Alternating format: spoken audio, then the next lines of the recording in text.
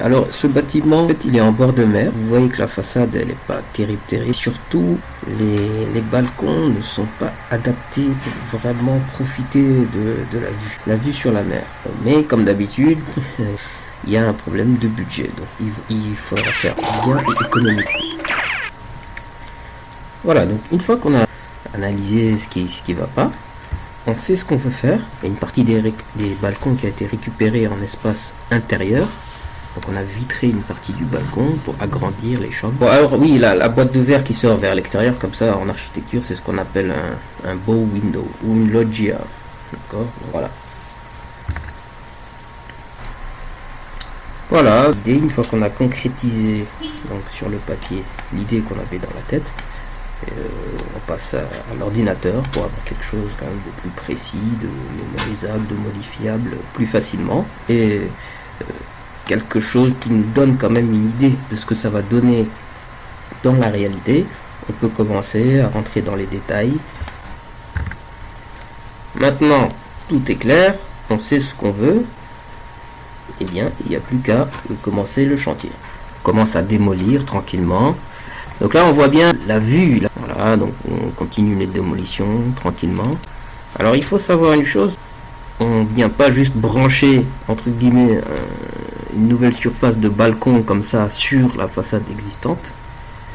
Il faut démolir la dalle, rentrer un petit peu en profondeur et l'encastrer et pouvoir faire déborder le balcon supplémentaire. Donc ensuite on va coffrer tout ça, couler le béton. Donc là on est en train de reconstruire, ça se reconstruit tranquillement. Ensuite on garde bien à l'esprit ce qu'on veut. On veut prolonger le balcon, on veut avoir une vraie terrasse où on peut s'asseoir, boire le thé, profiter de la vue. À côté donc on va avoir notre loggia avec une menuiserie vraiment en style plutôt art contemporain, sans décoration excessive, des lignes épurées, des couleurs vives pour faire ressortir les volumes. C'est du fer forgé très simple, juste avec de la peinture en turouille et une couche de noir pour la couleur.